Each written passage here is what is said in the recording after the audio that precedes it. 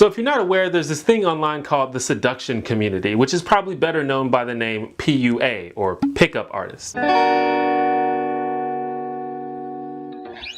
Hi, I'm T1J. Follow me. So the pickup community is basically a subculture of men who get together and share ideas and techniques about how to get better at attracting women. I'm not exactly sure when this first became a thing, but I think it existed in some form as far back as the 70s. In its current form, it started with online message boards where guys came together to help each other get better at convincing women to touch their pee-pees. Mainstream interest in the pickup community peaked after the release of the New York Times bestseller The Game by Neil Strauss. This book was basically an expose of the seduction community, which a lot of people didn't know that much about at the time. And it was after the release of this book that I myself became involved in the pickup subculture. Now, part of this was just because I kind of like subcultures in general. I like seeing what people do behind closed doors. I want to know the complexities behind groups that are often stereotyped. I like hanging out with punks and gamers and hackers and bronies and anything that I can get access to. I just find that interesting, and I think it improves my perspective, because in basically every case, the people are more complex than they're made out to be. But of course, the main reason I got involved in pickup was because I was like 20 years old and sex with women was super important to me at the time. So the way it worked was there was like a bunch of people that all came together and talked and shared ideas, but there were a few guys who were like considered the experts, and they wrote books and taught classes and things like that. They had everything from week-long boot camps, which were super expensive, to forums and newsletters and ebooks. And like any good subculture, there are memes and terms, and sometimes it sounds like they're even speaking a different language. So after you open your set and drop your FTC, DHV, and look for IOIs, and eventually you might F-close an HB10. So I was broke at the time. I say that as if I'm not still broke. I'm less broke. But I never really paid for anything. Like, some of the books they wrote were available in my local library, and I checked some of those out, but mostly I was just super involved in the forums and the online community. There was a lot of shit for sale in this community, and I'll get to that in a minute, but there was still a wealth of information available for free. Now, as you might know, pickup artists get a lot of shit. They're accused of being predators who manipulate and take advantage of unsuspecting women. And I think that anyone that actually took the time to learn about pickup and see what people were actually saying, at least during the time when I was involved,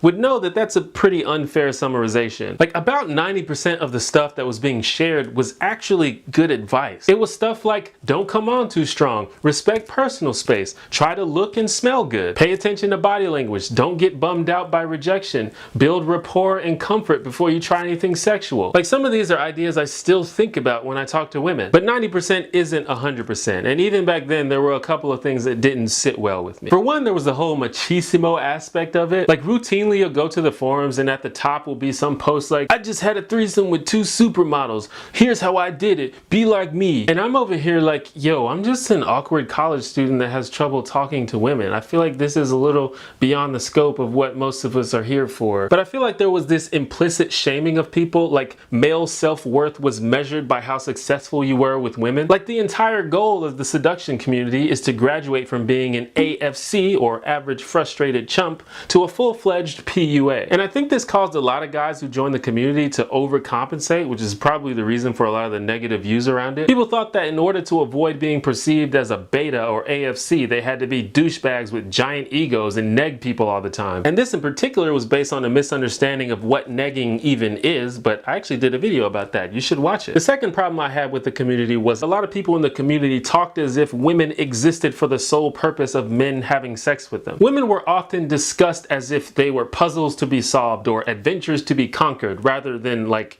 human beings. And don't get me wrong, they suggested that you treat them like human beings in your actual interactions with them. Like, most PUAs at the time suggested that you don't try to have sex with a woman on the first date, which may or may not be surprising to you. Like, you're actually supposed to build a human connection with the woman. But for a lot of guys, it was just an act so they could get laid. And also, even though most of the ideas were pretty decent advice, some of it was not. The one that immediately jumps to mind is the concept of LMR, or last minute resistance. And these are discussions about how to convince a woman to have sex with you when she's having second thoughts at the last minute. Like, entire books have been written about this concept, including this one with this cringeworthy introduction that claims the book will teach you how to, quote, turn no into yes. Just FYI, if you don't have unambiguous, enthusiastic, positive consent from a person, don't have sex with them. It may or may not be rape, but it's definitely rapey. And to be fair, this was before our society openly talked about consent like we have in recent years. Not that this has stopped modern day PUAs from discussing LMR, but I digress. Anyway, the community wasn't perfect by any means. I'm not saying that it was, but I do think that a lot of the criticism that it got was undue. I think it was and probably still is possible to simultaneously be a pickup artist and a decent person, just as long as you're aware of the problematic aspects of the culture. So the last problem with the seduction community was how commercialized it was becoming. Like I said, when this whole thing started, it was just a bunch of guys on forums sharing ideas with each other. Then apparently a couple guys got good at it, and by the time I got involved, it had become basically an industry. Like, there was a lot of stuff to buy. Books, DVD, training classes, there was even a TV show. Like, this made some people a lot of money for a while. And like most things, when money gets involved,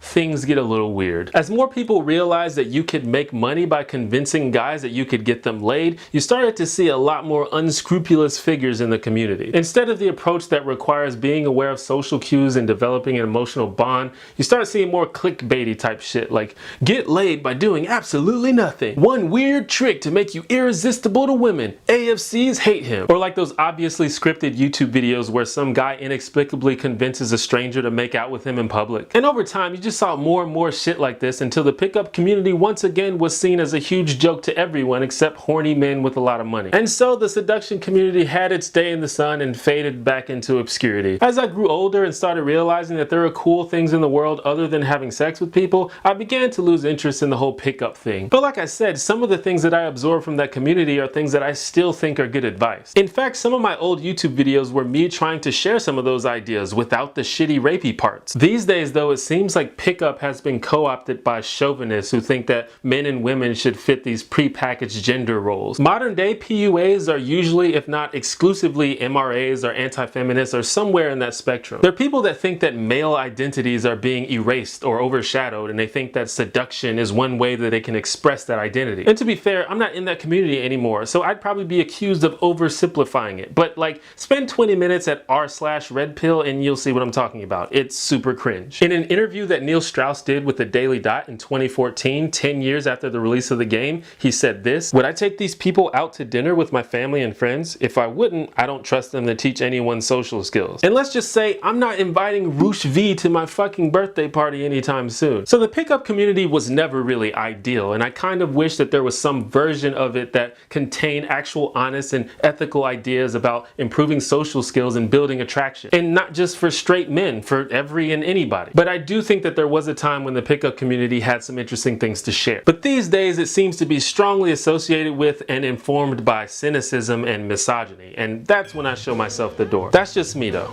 Thank you for watching my video. If you'd like to say hi, give feedback, or ask a question, feel free to email me at hello@theonejanitor.com. And if you find any value in my videos, or if you just want to support me, consider becoming a patron on Patreon. And remember, be honest, be assertive, be kind, and be open-minded.